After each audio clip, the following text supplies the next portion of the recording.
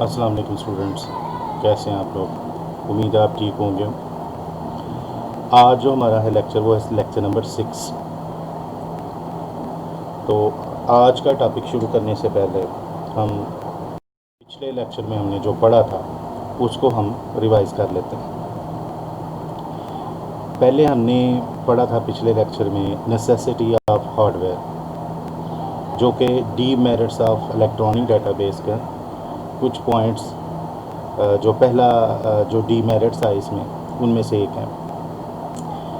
इसमें जो हार्डवेयर की ज़रूरत पड़ती है हमें हर एक शोबे के लिए हो या आपको सिंगल पर्सन के लिए हो या डेटाबेस एडमिनिस्ट्रेटर के लिए ही क्यों ना हो, वो एक महंगी चीज़ें होती हैं। मसलन कंप्यूटर जो अगर आपने लेना है फास्टेस्ट कंप्यूटर आज का जो है लेटेस्ट, तो वो भी एक तकरीबन 50,000 के करीब जो है वो आपका सिस्टम आएगा। उसके अलावा इसके साथ प्रिंटर, स्कैनर और इस तरह की चीज़ें वो भी आपको बाज़ औक़ात जो है वो ज़रूरत पड़ जाती है, वो भी इसमें शामिल है। तो ये 50,000 से ऊपर बजट चले जाता है। फिर आ जाता है नेसेसिटी ऑफ सॉफ्टवेयर। सॉफ्टवेयर तो जो कस्टम बेस्ड आप बनवाते हैं वो काफ़ी महंगा होता है।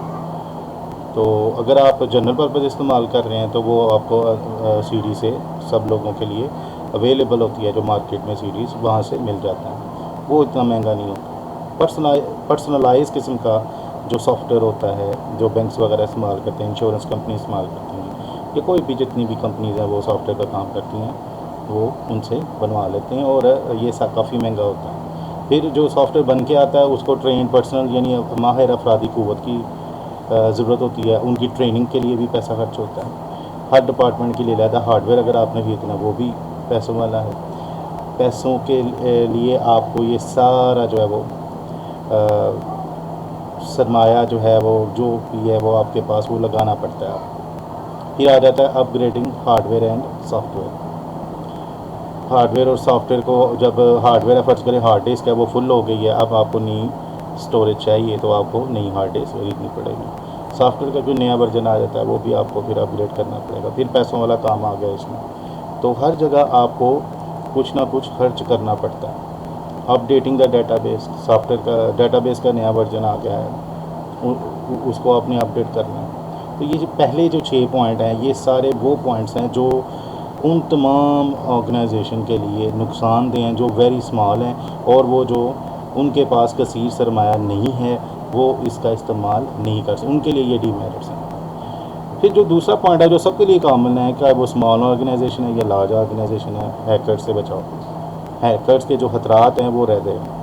आपका जो डेटाबेस है ऑनलाइन है, जो अगर डाटा जा रहा है आपका तो वो ऑनलाइन किसी भी वक्त जो है हैकर्स उसका इस्तेमाल अपनी जो एबिलिटीज़ हैं उनका इस्तेमाल करते हुए आपकी पासवर्ड को चुरा सकते हैं और आपकी डेटाबेस को उड़ा सकते हैं, डिलीट कर सकते हैं। सारा डाटा अपनी मर्ज़ी के लिए इस्तेमाल कर सकते हैं, जिस मकासद के लिए वो इस्तेमाल करना चाहें वो कर सकते हैं, उससे आपको नुकसान होता है। फिर वायरस वगैरह है, वायरस आपके कंप्यूटर में आ जाता है। अमूमन जो है वो इंटरनेट भी उसका जो है वो ज़रिया है। और बाकी जो मैंने बताया था, जो आप USB फ्लैश ड्राइव का इस्तेमाल करते हैं एक कंप्यूटर से दूसरे कंप्यूटर में, तो उसके लिए आपके सिस्टम में जदीद किस्म का लेटेस्ट डेफिनेशंस के साथ जो है वो एंटीवायरस प्रोग्राम होना चाहिए। फिर हमने पढ़ा था डेटाबेस एडमिनिस्ट्रेटर और उसकी रिस्पॉन्सिबिलिटी। डेटाबेस एडमिनिस्ट्रेटर वो बंदा होता है जो आपकी ऑर्गेनाइजेशन के अंदर तमाम डेटाबेस के जो काम होते हैं, मसलन डेटाबेस बनाना, उसको कंट्रोल करना, ऐसे अफराद जिन्हें डेटाबेस इस्तेमाल करनी है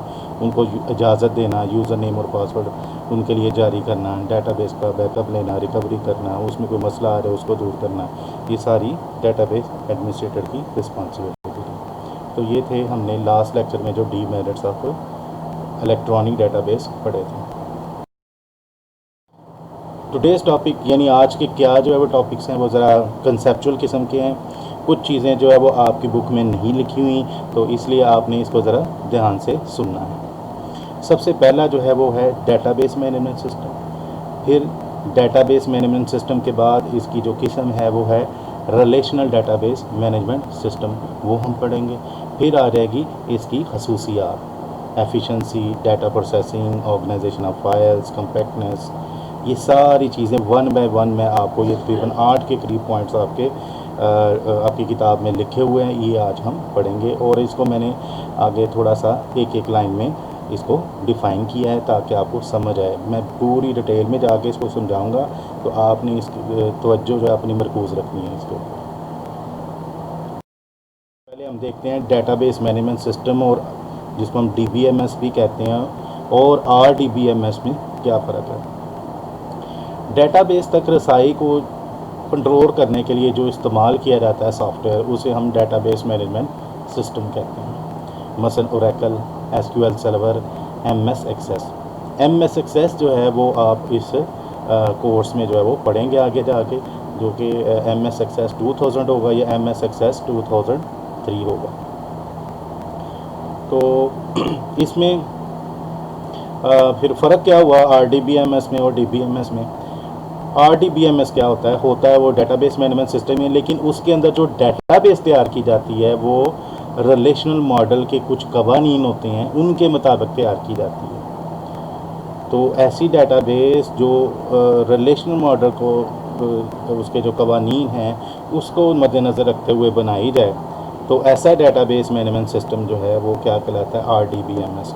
ये जो ऊपर आपने नाम पढ़े हैं, Oracle, SQL server, MS access, ये जितनी भी है ये सारे वूमन RDBMS ही होते हैं। तो ये जो भी आप डेटाबेस मैनेजमेंट सिस्टम इस्तेमाल कर रहे होते हैं वूमन वो रिलेशनल ही होते हैं। तो ये कवानीन क्या है, ये आपकी बुक के ऊपर नहीं लिखे हुए, लेकिन मैं थोड़ा सा डिटेल इसमें मैं बता रहा हूँ आपको। बाकी अगर आप जब बड़ी क्लासेस में जाएंगे BS लेवल पे या कंप्यूटर की फील्ड का इंतखाब करते हैं, तो उधर अगर आप डेटाबेस मैनेजमेंट सिस्टम का कोर्स जो है वो चूज़ करते हैं, तो उसमें आपको मज़ीद डिटेल मिल जाएगी कि वो क्या कवानीन होते हैं रिलेशनल मॉडल के। सबसे पहले तो इसमें होता है कि हर चीज़ के लिए अलहदा टेबल बनाया जाता है। मसलन कोई भी डेटाबेस आप बना रहे हैं, तो मसलन कॉलेज की डेटाबेस आप बना रहे हैं, तो उसमें हर एक जो चीज़ है, शख्स है, कोई जगह है, जिसके बारे में भी आपने डाटा इकट्ठा करना है, उसके बारे अलहदा टेबल बनाया जाए। मसलन स्टूडेंट्स हैं, स्टूडेंट का अलहदा टेबल, अगर उनमें डिफरेंट क्लासेस हैं तो उनका अलहदा क्लासेस का टेबल बनाया जाए। फिर अगर उसमें टीचर्स हैं तो उनके लिए अलहदा, एम्प्लॉयज़ हैं तो उसके लिए अलहदा, यानी एम्प्लॉयज़ के अंदर टीचर्स यानी जितने भी लोग उधर काम कर रहे हैं, अमला काम कर रहा है, वो सारे उसमें आ जाएंगे। लाइब्रेरी है, उसका अलहदा टेबल्स होने चाहिए। तो हर चीज़ के लिए अलहदा टेबल बनाया जाए। फिर जब आप टेबल बनाएंगे तो हर सेल के अंदर जो है एक ही कदर यानी वैल्यू स्टोर होनी चाहिए। मसलन आपका नाम जो है, एक आपका अपना नाम होता है और एक आपके वालिद का नाम होता है। तो अगर आप चाहें तो एक सेल में स्टोर तो कर सकते हैं, लेकिन जब आपको सर्च करने में कोई प्रॉब्लम हो जो है वो, तो फिर आपको 2 सेल्स का इस्तेमाल करना चाहिए। मसलन आपके पास का फॉर्म जो है इस्तेमाल करते हैं जिसमें लिखा होता है फर्स्ट नेम लास्ट नेम, या बाद का ये भी लिखा होता है फर्स्ट नेम मिडल नेम और लास्ट नेम। 3 यानी खाने होते हैं, यानी अगर कई नाम आप आपने अपने दोस्तों के देखे होंगे वो 3 अल्फाज पर मुश्तमिल होते हैं, कई जो है वो 2 अल्फाज पर मुश्तमिल होते हैं। तो इस तरह से आपने हर एक के लिए अलहदा कॉलम बनाना है, फर्स्ट नेम के लिए अलहदा, लास्ट नेम के लिए अलहदा।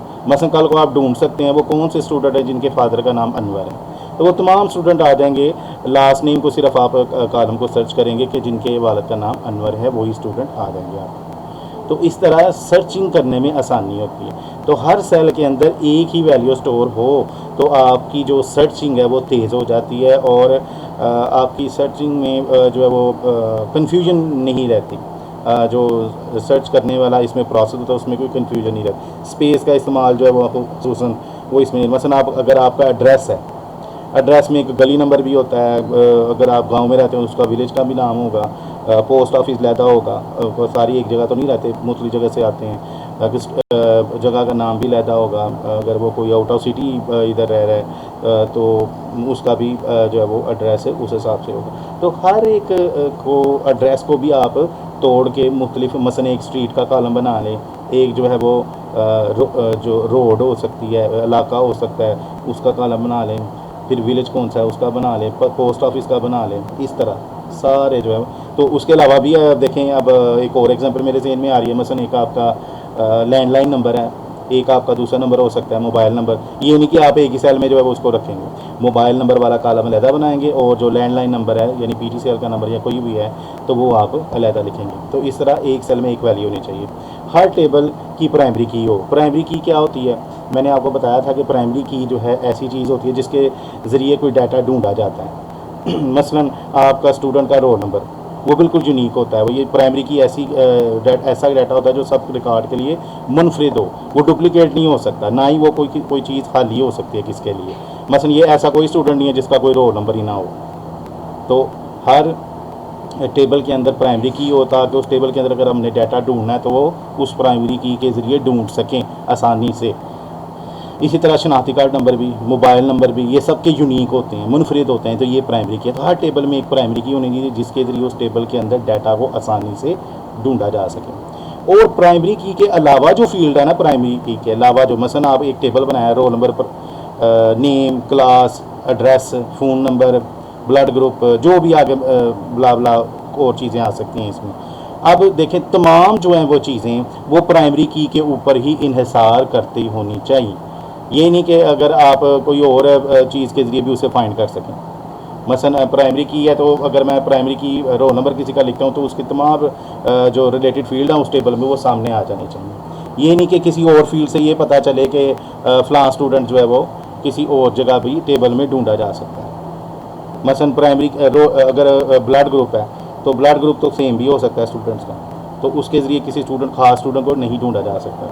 या फिर उसमें अगर आपने गलती से मोबाइल नंबर डाल दिया उसमें तो देखिए मोबाइल नंबर से तो ढूंढा जा सकता है किसी को। तो ये मोबाइल नंबर आप इसको ख़त्म कर देंगे इस टेबल से। तो वो मैं यही कह रहा हूँ कि तमाम जो फील्ड हैं प्राइमरी की के अलावा वो सारे डिपेंड कर रहे हों किसके ऊपर, प्राइमरी की के ऊपर। प्राइमरी की के अलावा और कोई यूनिक फील्ड इसके अंदर नहीं होना चाहिए। चलें नेक्स्ट करते हैं। फिर आ जाता है कैरेक्टरिस्टिक्स ऑफ RDBMS। सबसे पहले है एफिशिएंसी। एफिशिएंसी का इधर उर्दू में आपकी बुक के ऊपर लिखा हो मुस्तैदी, यानी मुस्तैद का मतलब होता है हर वक्त तैयार रहना। कंप्यूटर जो है आपका एवर रेडी होता है, हमेशा रेडी होता है कि आपको कभी भी किसी भी रिज़ल्ट की ज़रूरत पड़े यानी डाटा की ज़रूरत पड़े तो आप उसको आसानी से हासिल कर सकें, डाटा इनपुट भी कर सकें और जल्दी से हासिल भी कर सकें रिपोर्ट की शक्ल में। तो ये उसकी एफिशिएंसी है, जो आप चाहते हैं वो आपको एक्यूरेटली मिल जाता है। फिर आ जाता है डाटा प्रोसेसिंग, यानी जो आपके कंप्यूटर की जो स्पीड होती है, प्रोसेसिंग पावर जो होती है, उसको इस्तेमाल करते हुए आपका जो DBMS है वो अपनी स्पीड को भी बढ़ा लेता है। ज़ाहिर बात है जिस के अंदर ज़्यादा कैपेसिटी की रैम लगी होगी, ज़्यादा अच्छा प्रोसेसर लगा होगा, वो उस कंप्यूटर के ऊपर डाटाबेस मैनेजमेंट सिस्टम भी तेज़ी से चलेगा। फिर आ जाता है ऑर्गेनाइजेशन ऑफ फाइल्स। तो RDBMS या DBMS के अंदर जो भी फाइलें रखी जाती हैं वो क्या है, एक मुनज़्ज़म अंदाज के अंदर रखी जाती हैं। जैसे आपने डाटाबेस की डेफिनेशन भी पढ़ी थी कि इसके अंदर जो है वो ऐसे फाइलें रखी जाती हैं मुनज़्ज़म अंदाज के अंदर, अगर आप उसमें से ढूंढना चाहें तो आपको आसानी से मिल जाती है। जैसे मैंने शुरू में भी बताया आपको कि डाटा जो है वो हर एक चीज़ का अलहदा टेबल में रखा जाता है।